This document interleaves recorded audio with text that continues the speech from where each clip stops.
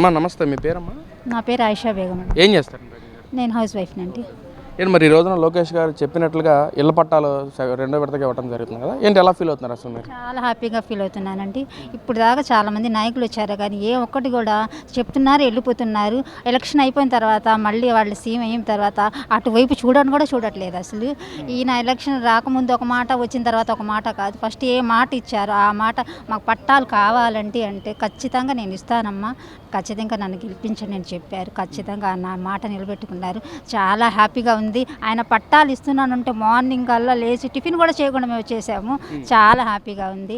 అమ్మబడి ఇస్తున్నారు, ఫ్రీ బస్సులు ఇస్తున్నారు, గ్యాస్ సిలిండర్, వాళ్ళ ఫ్యూచర్ కూడా పిల్లలది బాగుంటుంది. నెక్స్ట్ సీఎం వస్తే మాత్రం ఖచ్చితంగా చాలా అభివృద్ధి అవుతుందని ఖచ్చితంగా చెప్తున్నాము. అంటే ఇక్కడ ఏదైతే మంగళగిరిలో నారా లోకేష్ గారు గెలిచిన తర్వాత మంగళగిరి పట్టణ వాసులను పట్టించుకోవట్లేదు, విదేశాల్లో తిరుగుతా జలసాలు చేస్తున్నారని చెప్పి కొంతమంది నాయకులు మాట్లాడుతున్నారు. ఇక్కడ ఒక మంగళగిరి వాసుగా మీరేం చెప్తారు దాని మీద? ఎవరు చెప్తున్నా కూడా అది అపోహ మాత్రమేనండి. మేము చూస్తున్నాం, చూడడానికి వినడానికి చాలా తేడా ఉంది. కంపల్సరీగా చెప్పాలంటే ఇలాంటి నాయుడు కావాలి, ఖచ్చితంగా ఈయన రావాలి. అంటే నెక్స్ట్ మాత్రం కంపల్సరీగా ఈయనే రావాలి. వస్తేనే అభివృద్ధి సీఎం రావాలి.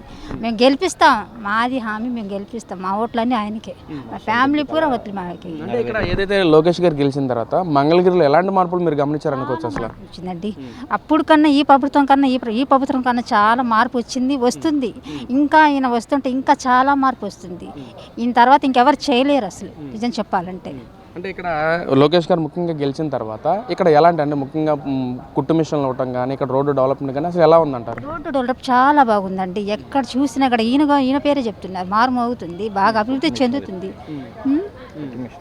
కుట్టు మిషన్ ఇస్తున్నాం. మేము ఫస్ట్ కూడా వెళ్ళాం, కుట్టు మిషన్ జాబ్లు కూడా బాగుంటుంది. ఆ బస్సులు ఎక్కుతుంటే చాలామంది అంటున్నారు అసలు మీకు ఫ్రీ బస్ ఇచ్చారు, మాకు ఇలా చేస్తున్నా. కానీ ఆయన ఇప్పుడు చాలా బెనిఫిట్ కూడా ఉంది. చాలా బాగుందండి. బ్రదర్ మీ పేరు మేడం? షేక్ బాజీబాబు అండి. మీరేం చేస్తారండి? మేము సెల్ ఫోన్ టెక్నీషియన్ అండి. ఏంటండి మరి ఈ రోజున మంగళగిరిలో మీకు ఇలా ఇళ్ళ పట్టాలు వస్తున్నారు కదా, అసలు ఎలా ఫీల్ అవుతున్నారు అసలు? చాలా హ్యాపీగా ఫీల్ అవుతున్నామండి. ఎందుకంటే గత 30 సంవత్సరాల నుంచి మేము తాడేపల్లిలోనే ఉంటున్నామండి. నేను ఇల్లు కట్టుకొని 11 సంవత్సరాలు అవుతుందండి. గత ప్రభుత్వంలో జగన్ హయాంలో మనకి ఇల్లు ఉంటాయా పోతాయని చెప్పేసి మేము చాలా బాధపడ్డామండి. చాలా బాధపడిన తర్వాత మేము ఒకటే ఆలోచించుకున్నామండి, ఆర్కే గారు గెలిచారు. ఆర్కే గారు గెలిచిన తర్వాత మా సందులోకి కూడా, మా తాడేపల్లికి కూడా అడుగు పెట్టలేదు. ఆయన ఎన్ని చెప్పారు, ఏం చేయలేదు. కానీ మా లొకేషన్ అట్ట కాదండి, ప్రతి కళ నెరవేర్చాడు. సొంతింటి కళ నెరవేర్చాడు. మాకు చాలా సంతోషంగా ఉంది. నెక్స్ట్ సీఎం ఆయనే. నెక్స్ట్ మంగళగిరిలో నిలబడితే 1,20,000 1,30,000 మెజార్టీ గ్యారంటీగా వస్తుందండి. నెక్స్ట్ సీఎం అవ్వాలని కోరుకుంటున్నాను. అంటే ఇక్కడ ఏదైతే రెండో విడత కింద 3 లక్షల మంది పైచీలకే ఇళ్ల పట్టాలు ఇచ్చడం జరుగుతుంది, మీలాంటి వాళ్ళ దగ్గర అలాంటి డబ్బులు ఏమైనా తీసుకున్నారా, లేక ఏంటి సార్? రూపాయి కూడా ఖర్చు లేదండి. వాళ్ళే వచ్చారు, సచివాలయం సిబ్బంది వచ్చారు, మా టీడీపీ నాయకులు వచ్చారు, అందరూ వచ్చి కొలతలు కొలుచుకున్నారు. కనీసం టీ కూడా తాగలేదండి, కనీసం మంచినీళ్ళు కూడా అడగలేదండి. చాలా నీతిగా, నిజాయితీగా, నిబద్ధతగా, చాలా వైనంగా చేశారండి. అది చాలా. లోకేష్ గారు గెలిచిన తర్వాత ఇక్కడ ఎలాంటి మార్పులు గమనిస్తున్నారండి అసలు మీరు? చాలా మార్పులు వచ్చినాయండి. స్టేడియం కట్టాడు, రోడ్లు బాగు చేశారు, శ్మశాన వాటికలు, మెయిన్ శ్మశాన వాటికలు. నాకు 46 ఇయర్స్ అండి. నేను ఇంత మటుకు అటువంటి శ్మశాన వాటికలు ఏదో లండన్లో, అమెరికాలో ఏదో సినిమాల్లో చూడటమే కానీ ఇంత మటుకు అంత డెవలప్గా చేశారండి మా లొకేషన్. తర్వాత స్టేడియం బాగు చేశారు. క్రికెట్ స్టేడియం ఉంది. మంగళగిరికి ఐటీ కంపెనీలు వచ్చినాయి. తర్వాత రోడ్లు సవ్యంగా ఉన్నాయి. ఒక వైనంగా నడుస్తుందండి. ఒక ఇండస్ట్రియల్ పరంగా ఏపీఏ టాప్ వచ్చిద్దండి, టాప్ 1లో వచ్చిద్ది. ఇప్పుడు వృద్ధి రేటు కూడా అది వరకు 5.7, 5.8 ఉండేది. ఇప్పుడు 12.8, 13కి వెళ్ళిపోయిందండి వృద్ధి రేటు. వెళ్ళిందంటే రాష్ట్రం అభివృద్ధి చెందినట్టే నాకు తెలిసి.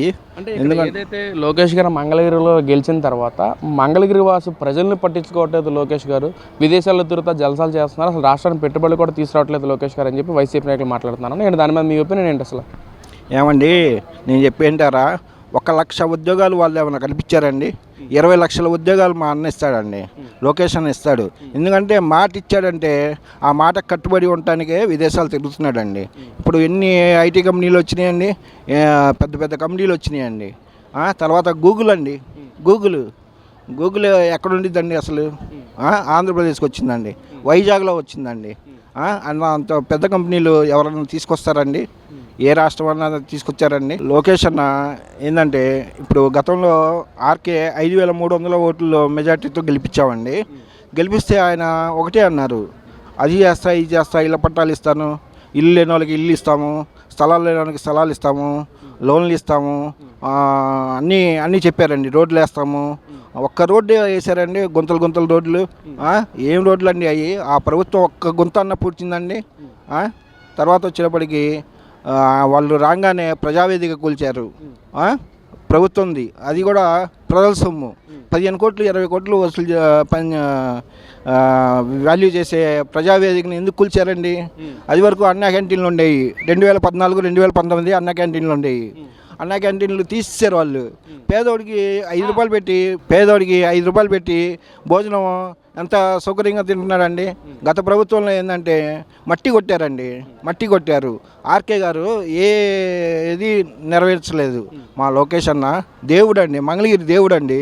నరసింహస్వామి దేవుడు ఎట్లా ఉన్నాడు మంగళగిరి కొండ మీద, మా లోకేష్ అన్న మా గుండెల్లో అట్లా ఉన్నాడండి. మా సొంతింటి కళ నెరవేర్చాడు. నెక్స్ట్ సీఎం మటుకు లోకేష్ అన్నేనండి. ఏదైతే మీరు 90,000 మెజార్టీ పైసలకి ఇచ్చారో, మరి ఇప్పుడు మీరు అనుకున్నట్లుగా ఇక్కడ పనిచేస్తున్నారా లోకేష్ గారు? మేము అనుకున్న దానికంటే ఎక్కువే చేస్తున్నామండి. ఎందుకంటే ఏ రాజకీయ నాయకుడైనా అది చేస్తాం ఇది చేస్తాం అంటారు కానీ ఏది చేయరండి. అది దానికి అనుకూలంగా ఎక్కువే చేస్తున్నారండి. రోడ్లు వేయటం కానీ, శ్మశాన వాటిలు బాగు చేయటం కానీ, అన్నా క్యాంటీన్లు కానీ, ఒక ఫ్రీ బస్సులు కానీ, రేషన్ బియ్యం కానీ అన్నీ వైనంగా నడుస్తున్నాయండి. మళ్ళీ ఇదే లోకేష్ గారిని గెలిపిస్తారంటారా? తప్పకుండా అండి. Next CM ఆయనేనండి. 1,30,000 1,40,000 మెజార్టీ వస్తుందండి, గ్యారెంటీగా వచ్చింది పక్కా. మాకు ఏది కావాలన్నా లొకేషన్ చేస్తున్నాడండి. లొకేషన్ ఎందుకు విడిచిపెట్టుకుంటామండి? ఈసారి 1,30,000 1,40,000 మెజార్టీ తెచ్చుకొని వేరే వాళ్ళని ఎందుకు గెలిపించుకుంటామండి? మేము వేరే వాళ్ళని ఎందుకు గెలిపించుకుంటాం? పేదలని పట్టించుకున్న వాళ్ళని గెలిపించుకుంటారు. పేదలను ఎవరు పట్టించుకున్నారండి? ఎవరు పట్టించుకున్నారు? మా లోకేష్ అన్న జీవితాంతం మా మంగళగిరి గడ్డ మీద ఉంటారండి. నెక్స్ట్ సీఎం ఆయనే అండి.